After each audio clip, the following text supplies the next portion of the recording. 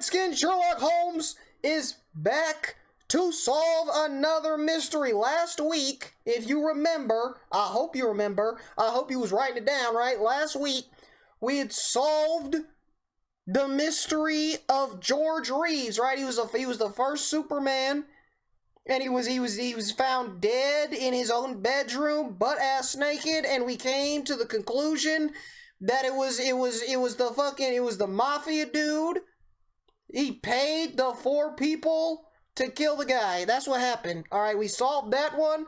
Boom. This season, we already 1-1. Look at that. Light-skinned Sherlock Holmes don't miss. But now, we have the puzzling disappearance of Agatha Christie. That name sounds familiar. Agatha Christie. I swear to God, I've heard that name before, and I'm dumb as hell, and I don't remember who that is. So I'm not sure if she's like a celebrity or not. Or if she's just like some lady. This week on BuzzFeed Unsolved, we look into the mysterious disappearance of one of the world's greatest mystery writers, Dame Agatha Christie. Okay, so she was an author. So that's where I heard her from. She's an author, and we probably read about her in English class, but my dumbass was not paying attention, so. Queen of Mystery becomes a mystery. Now that is a very offensive. Where'd she go? I don't know. Oh. I guess that's what we'll have to find out. I was not aware of this. I get these case Yeah, she was an files author. just like you do. They just get slapped on my desk and they say solve it. And every single time, I don't. You got there like almost once, right? There was an unsolved with a question mark at the end of it. Well, you know, almost isn't going to cut it. We need a W in the column. You want to slap the cuffs on somebody. That's a win. Yeah, I want to point at the skeleton and go, You did it. We gotcha. And then stomp on Well, the... if you guys want to solve these mysteries, just watch me. Just watch light-skinned Sherlock Holmes, and I got all the answers, bro. They want to be me. Skull. Yeah. They want to be I don't know me about so that one. bad. Okay. I think the finger point is, that's what I want. Well, this one sounds like a real whodunit. From the whodunit master herself. Let's get into it. Yeah. Agatha Mary Clarissa Miller was born on September 15th, 1890 in Devon, England. The youngest daughter of upper-middle-class Frederick and Clara Miller, Christie was homeschooled in a somewhat unusual fashion. Clara reportedly didn't want her daughter to learn how to read until she turned 8. By the age Why? of 5, feeling understimulated, Agatha taught herself to read, beginning a lifelong obsession with books. You won't teach me to read? Fuck you. I'll read. Maybe that was the strategy, because How kids do you don't teach want yourself to how to read? I'm going to tell my kids, hey, How's that no reading, possible? no vegetables. And you like drive them out to the woods and leave them there. Okay, I don't know about that. How's that possible, bro? You look at a word and you have no idea how to say or pronounce the word at all because you don't know how to read, bro. And this is back before the internet and computers. It's not like she can go on Google and the lady just speaks it to her. No. So how do you read when you can't read? I don't know, bro. I don't know. That makes no sense. Use their wits to get home. Yeah, but that's not really the reverse psychology. That's just torture at that point. That's a good way to That's raise a kids. I flex, think though. you're not going to spend any time with my kids. Okay, that's fair.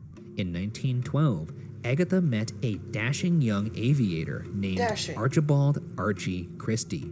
The outbreak of World War I, which both pitched in for, kept the budding lovers apart for years. Despite warnings from her mother that Archie seemed to be a cad who would never be faithful, on Christmas Eve 1914, Agatha married Archie while he was on leave. In 1919, Agatha gave birth to her only child, a daughter, Rosalind. Agatha had written short stories throughout her teens, but when her older sister bet her she couldn't write a good mystery, she penned her debut novel, The Mysterious Affair at Styles. After several major rejections, She flexed on her publisher sister. John Lane not only bought the book, but also contracted Agatha to write 5 more books. This proved to be a brilliant decision, as Styles introduced the world to one of literature's most popular characters, the eccentric detective Hercule Poirot, who would feature in over 24 novels and He's one of the most notorious detectives. No, you know who the most notorious one is? Light-skinned Sherlock Holmes, that's who it is. Even more short stories. I know this is a show He about ain't me. crime and mystery. Back to the story. Agatha proved to be a prolific writer, and her rise to stardom was meteoric. Unfortunately, within only a few years of achieving widespread fame, she suffered a period of great emotional hardship. Her mother, with whom she'd been extremely close, passed away in 1926. Her grief brought on a massive case of writer's block, and she was unable to finish the book she was working on, The Mystery of the Blue Train. Making matters worse was the fact that Archie, just as Agatha's mom had predicted, had begun an affair with a woman 10 years her junior, Nancy Neal. Archie! I was rooting for him. Yeah. I was. Fucking The Archie. hunky aviator? Sign me up. Agatha's going through some stuff. Her mother just died. Two-timing trifling and you're bitch. gonna go Fucking down Archie. the block to get a little strange? You sicko. You nasty man. Next time you fly in the sky, don't come back. Or do come back, but, straight into the ground, Buster. Jesus. Yeah, that's right. Christ. Yeah, you heard me, Archie. I think he's dead. That's good. Holy shit! On December 3rd, 1926, at around 9 p.m., Agatha put 5-year-old Rosalind to bed and kissed her goodnight. The 36-year-old author grabbed an attaché case, left her house wordlessly, and drove off into the night. The next morning, Agatha's car was discovered hanging precariously over the edge of a chalk quarry. It appeared the car had been run off the road, careening towards a cliff and stopping just before the edge. Inside was the attaché case, a fur coat, and her driver's license. The driver was nowhere to be found. In short order, the author's disappearance became her coat is in the car, but she is not in the car. Okay, I had a theory about, originally I was gonna say, hey, maybe it was snowing and she slid on some ice or she swerved off the road, but then why the fuck would she have taken her coat off, you know what I'm saying? And then I was thinking, okay, maybe it was like a deer or something, or something was like in the way, so she swerved, she landed in this fucking ditch. But why the hell did she take her coat off? Careening towards a cliff and stopping just before the edge. Inside was the attaché case, a fur coat, and her driver's license. The driver was nowhere to be found. In short order, the author's disappearance became headline news around the globe. The famed mystery writer had herself become the central character in a real-life thriller. 3 days later, however, the search for the acclaimed novelist was suddenly called off after Christie's brother-in-law reported receiving a letter from her the day after her disappearance, saying she was going to a spa in Yorkshire, quote, for rest and treatment, end quote. The police, however, suspected the letter was fake and reopened the case almost immediately. A week after Agatha's disappearance, police were flummoxed. Despite hundreds of reported sightings of the famous author all across the UK, no tips led anywhere. Authorities began resorting to increasingly desperate strategies. They brought one of Agatha's dogs to the scene of the abandoned car in the hopes it could track her scent. Instead, the dog, quote, whined pitifully. What a shitty dog. Hey, man. Not every dog's gonna be a bloodhound, okay? No, almost everyone isn't. That's true. Yeah, I mean, this dog signed up for belly rubs and bones. Let's put the dog out there, see what it does. Nothing. If that's your first line of defense as a police force, is to be like, maybe the dog knows who did it. Maybe. Have you interviewed the dog? So weak-ass The dog said police something system, about bro. woof woof. At one point, for unclear reasons, police speculated Agatha was possibly in London, quote, disguised and probably in male attire, end quote. What? Detectives scoured her manuscripts for clues she may have left behind, and even brought in a group of mediums and spiritualists to hold a seance at the scene of her disappearance. Unsurprisingly, none of these efforts went anywhere. Oh, really? Actual Really? A seance didn't give you any clues to the disappearance of a person? Wow. people working on this Yeah, case. it's Who would've ever weird that thought they're like, hey, that? one of the most important, influential figures in the UK went missing. Let's break out the Scooby-Doo playbook. Let's have the dog look See for what them. the dog says. Yeah. No dice there. How about some magicians? Yeah. We got any jugglers in the wings? It seems like the only thing they didn't do was police work. It's reported that between 10,000 and 20,000 people helped search for the author, with over 1,000 police constables involved. It's even thought this may have been the first time airplanes were deployed in the search of a missing person. On December 11th, the New York Times reported that there had finally been a substantial break in the case. I got a theory. I have a running theory working. Before she left, Christie had apparently left 3 letters behind. One was the already mentioned letter to her brother-in-law. The second was to her private secretary, which only contained details about her schedule. The third and most intriguing letter was left for her husband. Allegedly, Archie refused to hand the letter over to authorities and instead allegedly burned it, maintaining it contained no information about her whereabouts. Archie. I don't know, man. We can't trust No good Archie. again. Now, we can't trust maybe Archie. I'm just a paranoid guy, but it seems a little suspicious. Never trust if a man your named missing wife Archie wrote you a letter with a comb and before over. you could hand it over As to the bad police. things you just happen said, every hey, trust time." me, that letter was not important. Also, I burned it. Yeah. Let's do a vibe check Let's here. do a vibe check. It's a Archie. classic BuzzFeed Unsolved vibe check. Yeah. Where are you at with Archie? What are I your think vibes he's a on this nasty guy? man. I think he's a nasty man. I think he's as a well. nasty man. Guilty, I'm not sure, Can't say that yet. but I am interested. He's not on my good side, I'll tell you that. On December 15th, Bob Tappin, the banjo player in the resident band at the Swan Hydro Hotel in Harrogate, Yorkshire, Banjo. reportedly thought something looked a bit familiar about the woman dancing the Charleston as he played Yes, We Have No Bananas. It turns out Bob Tappin was correct. The woman dancing in front of him in Yorkshire was indeed the real Agatha Christie. What? It had been 12 days since Agatha Christie was last seen. But here she was, getting down to a novelty song on a Wednesday night. Agatha's letter to her brother-in-law was correct after all. What? She was spending time at a spa in Yorkshire. They didn't think to check the spa? No. These dipshits. Bro, these cops is dog shit, bro. These cops, what? What the fuck does that? So she was alive the whole time. So then why the fuck is her car on the side of the road?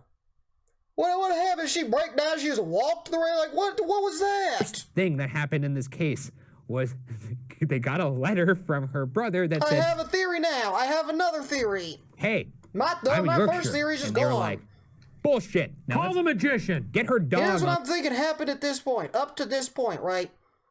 What I think happened was the letter she wrote to Archie, the asshole, right? Maybe that was her telling him, hey, I know you's cheating. I know you's a two-timing son of a bitch. And you know what? I found me some new dick, right? And so she found herself a new man, right? So what I think happened was she put her daughter to bed. She dips out and she plans to go to this. She plans to go to this spa. So for whatever reason, she swerves a deer or some type of animal, whatever. She swerves off the road. Her car goes into the ditch, right? Somebody else is driving along the road, right? This is the 1920s. Did they have phones in the 1920s? Like, were they using like landlines and phone booths and shit that time, bro? But either somebody pulled up and seen her and helped her, and so she just accidentally left her shit in the car. She got into the car and dipped, or she called somebody to come pick her up, right? But I think she got into another car and dipped out, and she just like happened to leave her coat in the fucking in the car. horn. Get those planes up in the air. And then How she many gets to people the can- and she just like gets carried away at this spa, forgets that her fucking daughter's at home and shit, and she's having a good old time. Get on this case. Just 20,000? shaking Start ass. walking around everywhere else. And do whatever you do, none of them are to go to Yorkshire, ever. Don't you say fuck. Now, where does this story go, you might ask? Yeah, now I'm curious. Somehow, Agatha had gotten from her car to King's Cross Station, where she'd boarded a train to Harrogate.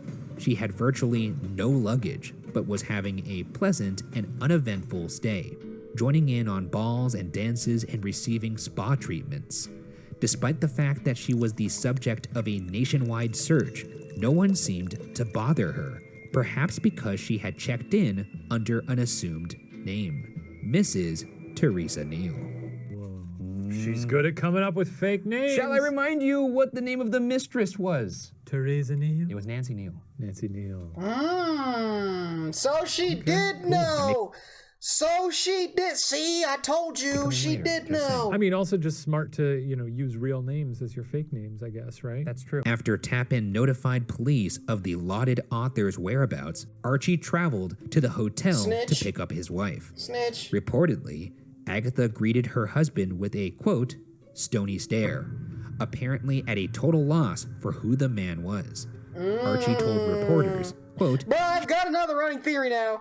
Dude, I've got another running theory he does going not right know now. who she is.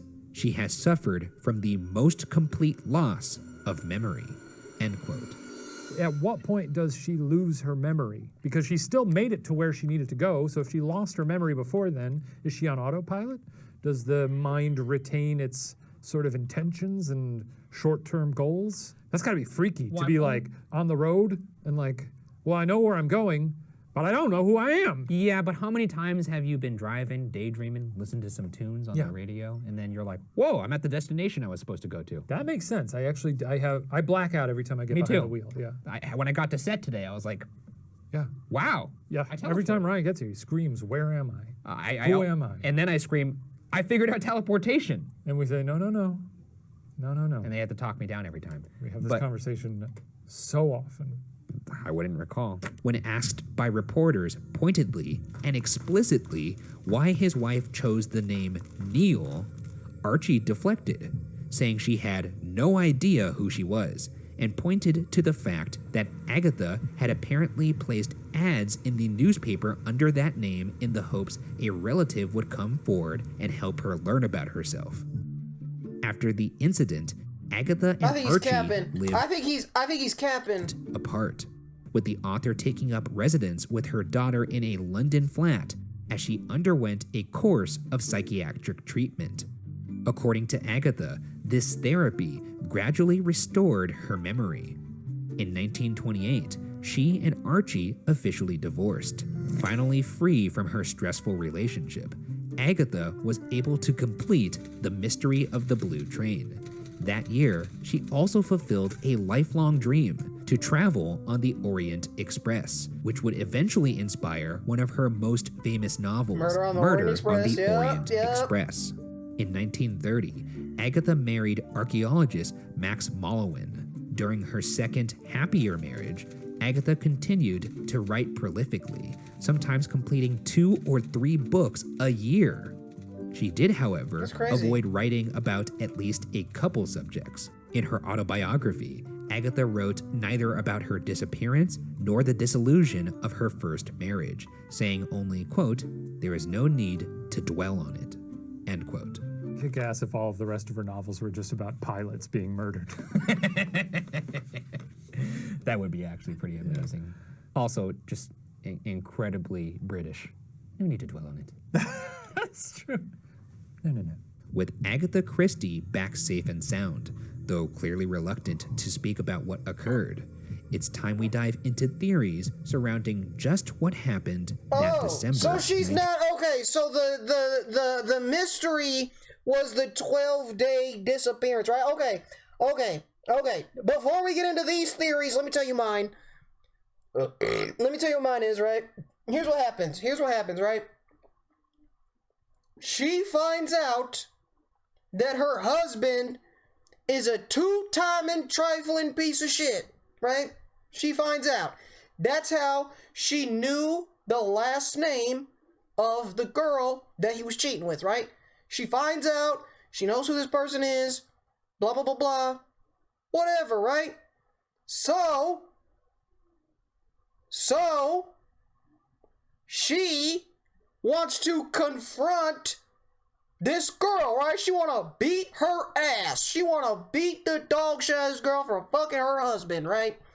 So she goes to wherever she believes that this other girl is, right? She gets on she's driving down, so she puts her daughter to bed, right? She drives down the road for whatever reason, right? Animal, weather, whatever, right? She swerves off of the road into a ditch, right? Somebody else is either driving along by, or she finds a phone and she somehow gets into another person's car, and that person takes her to the train station, right?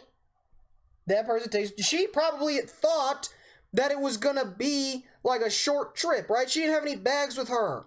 So she probably thought it was gonna be a short trip. She's gonna hop on the train, get there, beat the bitch ass, go back in time to make bacon and eggs for her daughter in the morning, right? She gets on the train, she goes, it turns out to be longer than what she probably fucking expected, right?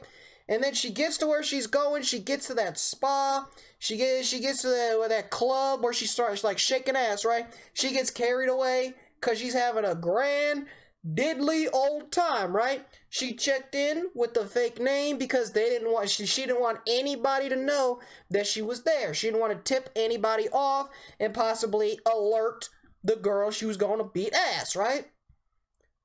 And so when the husband comes, she's stone-faced. I don't think she was stone-faced because she didn't know who the fuck who he was, right? Because she lost her memory. I think she was stone-faced because she found out her husband was cheating, and he walks into the room, and she's like, "What's up, bitch? What's up, you two-timing, cheating, trifling bitch," right? She was just in a bad mood. She did not want to see him. She did not want to see him, right?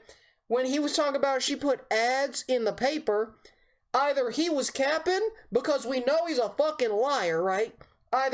Right? Oh, actually, at this point, let's pretend he's not a liar, right? Let's pretend he actually got a letter, and she sent him the letter and saying, "Hey, you a bitch, I'm about to beat her ass," right? So he write the newspapers, right?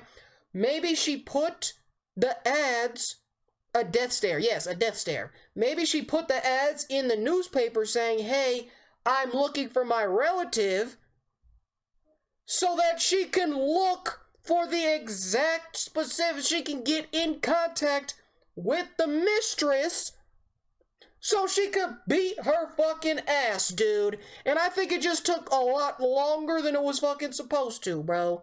You know what I mean? And she just didn't tell anybody while she was missing because she was determined to beat this bitch ass. That's what I think happened. That is my running theory. She found out he was cheating.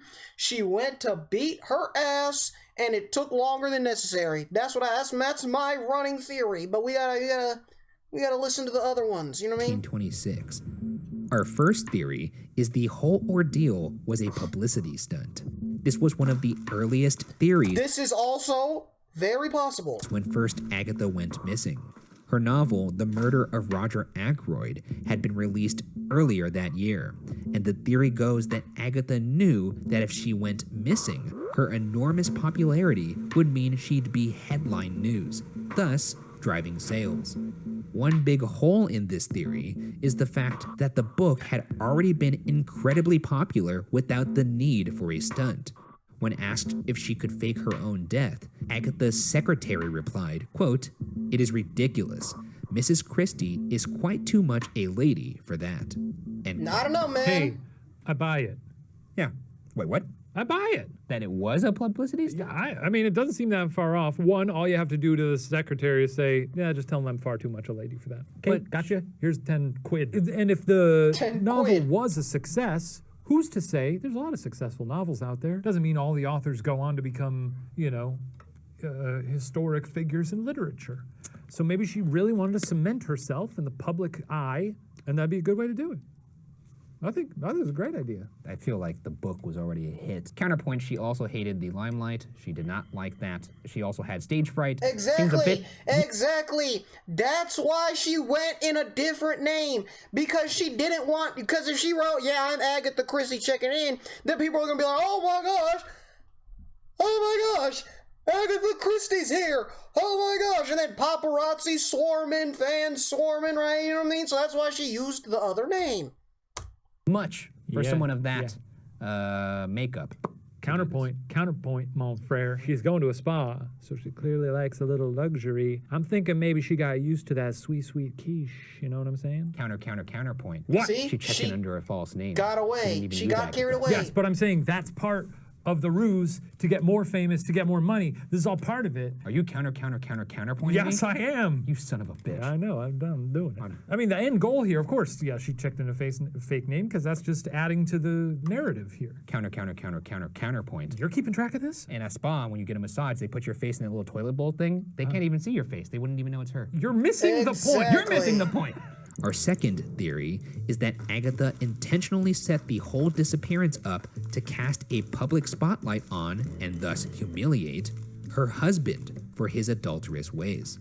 The weekend of her disappearance, Agatha had known that Archie was planning to stay over at his paramour, Nancy Neal's place, which, perhaps not coincidentally, was a mere 6 miles away from where Agatha's car was found. Needless to say, Archie's romantic weekend was torn to shreds due to his wife's disappearance. That's what I said. Biographer Jared Cade has posited that Agatha not only planned her disappearance, but also had help doing so from her sister-in-law and childhood friend, Nan Watts. Cade suggests that after abandoning her car, Agatha took a local train to London, where she stayed with Nan that night. Nan then would have given her money for her stay in Harrogate. Cade came to this conclusion after persuading Nan's daughter Barbara to go through family papers. However, the disappearance does seem to be a very elaborate and public way to handle a cheating spouse, especially for a person as private as Agatha. You know, someone who has been cheated on or made to look a fool? That inspires probably some desire for vengeance, whether it be violence Nancy or Neal is kind of humiliation. fine. You're not You're wrong. looking through some stuff right now? You're No, not, I've actually you're never. not, I'm trying to put you were myself not in her wrong. mind. That's never happened to me. Yeah, maybe. I didn't want to be the one to say it. A flyboy like that, a cocky flyboy. Oh yeah, that's true. Even after your Even though mother, you can only see her, your like, own chin mother down, said, "Don't." I'm She's got a tired very of beautiful moving neck. dirt."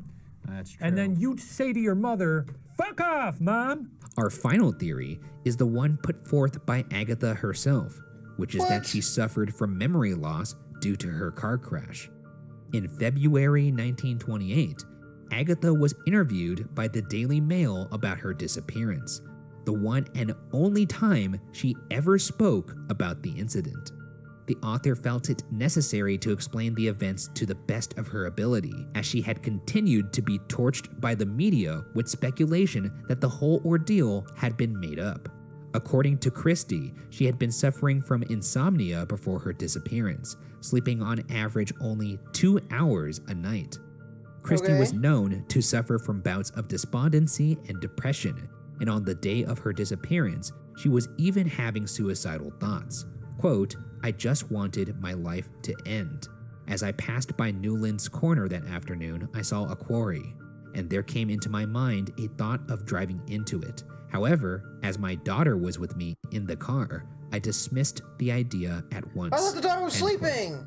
Agatha continued with her recollection I of thought what the daughter happened was after she sleeping. left the house that evening. Quote, "All that night I drove aimlessly about. When I reached a point on the road which I thought was near the quarry I had seen in the afternoon, I turned the car off the road down the hill towards it. I left the wheel and let the car run. The car struck something with a jerk and pulled up suddenly. I was flung against the steering wheel and my head hit something." End quote. So she did, My okay. heart breaks for this woman. So she did She went through a lot. swerve She lost and her crash, mom, like I writer's said. block, her husband's being an asshole. You could get to the best of anybody. Agatha continued, quote, "Up to this moment, I was Mrs. Christie. After the accident in the car, however, I lost my memory. I remember arriving at a big railway station and asking what it was, and being surprised it was Waterloo. It is strange that the railway authorities there did not recall me, as I was covered with mud and I had smeared blood on my face from a cut on my head.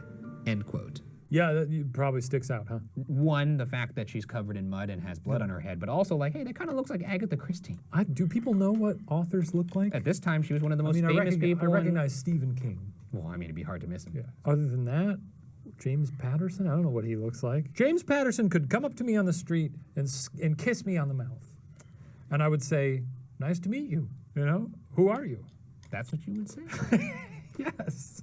It is a bit odd that there was, 20,000 people involved in a nationwide search, and these two bozos at the railway station didn't go, hey, you remember that lady who was covered in mud and blood and kind of looked like Agatha Christie on the day that the accident happened? You know what, though? And apologies to any English viewers if I'm getting this wrong, but my read on the English people is that they're a bit nonchalant and perhaps don't want to get involved with something like that. So I could see two workers at this railway station just seeing her and then sort of turning to each other and be like, looks a bit worse for wear.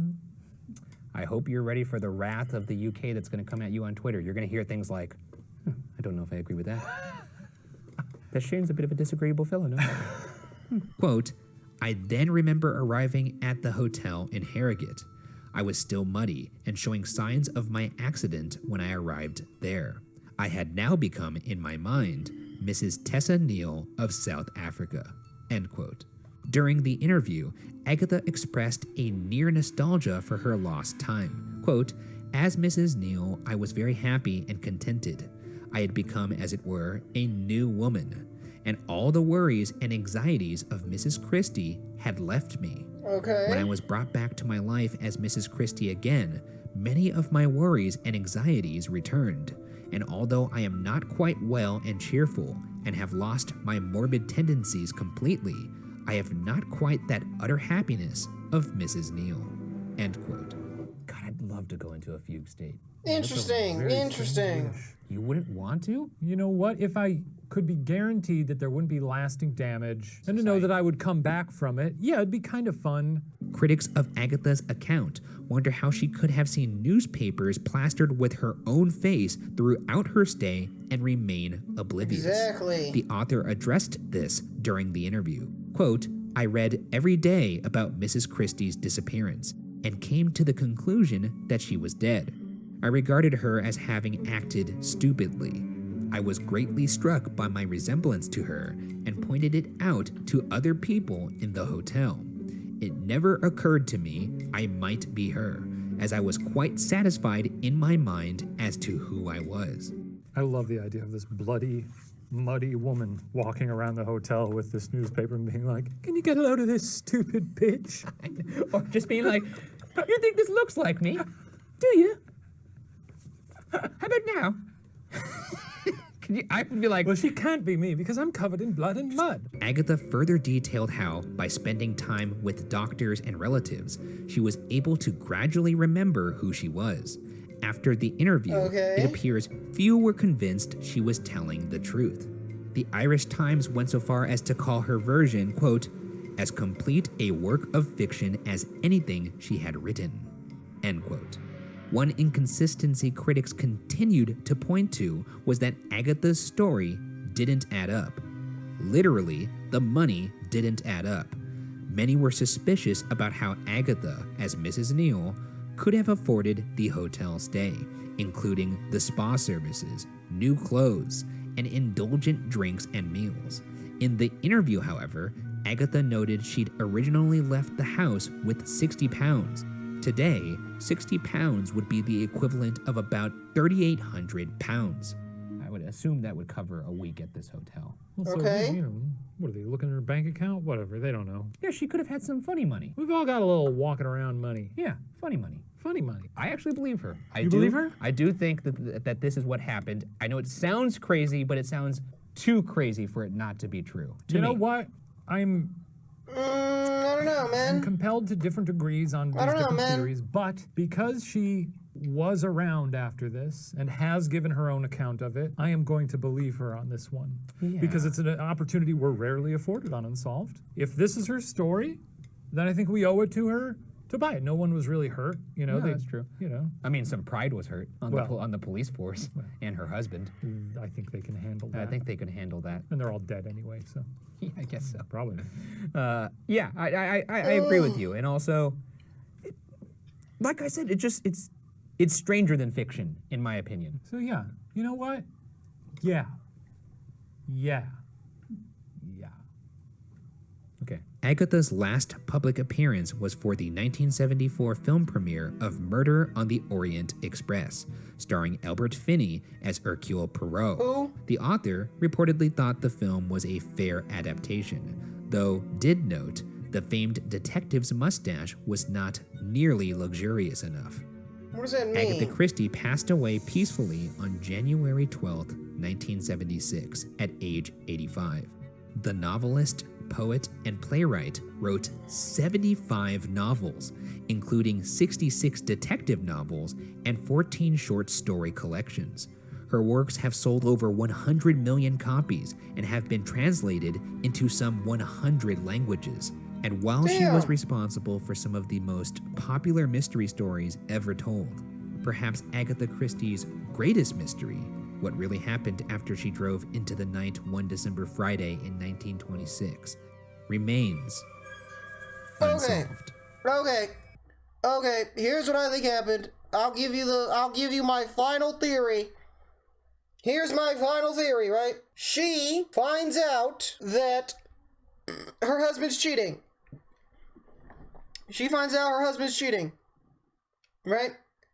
The whole identity thing, I don't believe it at all. And I'm gonna tell you why, right?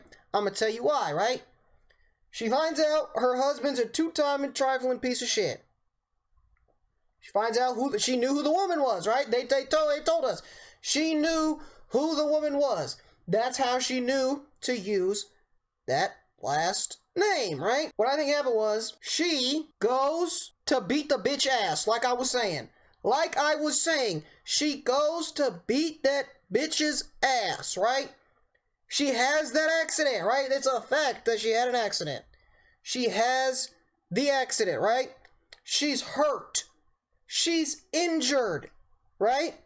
So, right? Because she was right. She was like, what, 6 miles away from the bitch's home? So she knew where she was going. She knew where the fuck she was going, right? And so what I think happened was she gets into that accident, right? She goes and she's able to hitch a ride to the train station. She's able to hitch a ride to the train station, right? At the train station, she calls up her friend. She's like, yo, I just got into an accident. I'm hurt. Could you help me out, right? Friend's like, sure. Sure, I'll help you out. Yeah, sure, I'll help you out, right? So she gets on the train and she goes to visit her friend or whatever, right? She goes to the hotel. She's getting her spa treatments. She's drinking her alcohol, bro. She's just kicking it. She's nursing herself back to health. And then she gets found. And then boom, that's it. That's what happened. She was mad at the husband. She went to beat the bitch ass. She had an accident. So instead of beating the bitch ass, she takes a detour, nurses herself back to health. Boom. Let me tell you why I don't believe the mistaken identity. The letters. She sent letters. She sent a letter to her secretary. She sent a letter to her husband, and she sent a letter to her brother, right? And I'm pretty sure those letters were sent after she went missing. So if she didn't know who she was, if she didn't know she was Agatha Christie, then how the fuck did she send the letter to the brother? How the fuck did she send the letter to the secretary? She wouldn't know who those people were. She didn't even know who the fuck she was. You know what I'm saying? So I think she was just covering her tracks. That's what I think happened. Maybe she did something illegal. Maybe she did something. Maybe she like stole a car or some shit. Maybe she's hardcore, bro. And she did something illegal, bro. She stole some grandma's like car to get her to the train station or some shit, bro.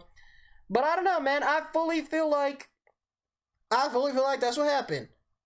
She finds out her husband's cheating, goes to beat the bitch's ass, has an accident, right? She doesn't like the limelight. She doesn't like the limelight. So she doesn't want people to know that she was in an accident because it would be top news, right? Oh, my Agatha Christie's hurt in the hospital, right? So she goes to that hotel so she can recover, right? So she can recover. Maybe that's an area where her books weren't sold or some shit. You know what I'm saying? So nobody knew who the fuck she was, right? She goes, she's at the hotel, right?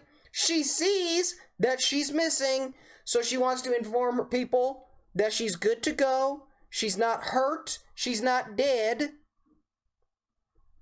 Yeah, that's what happened.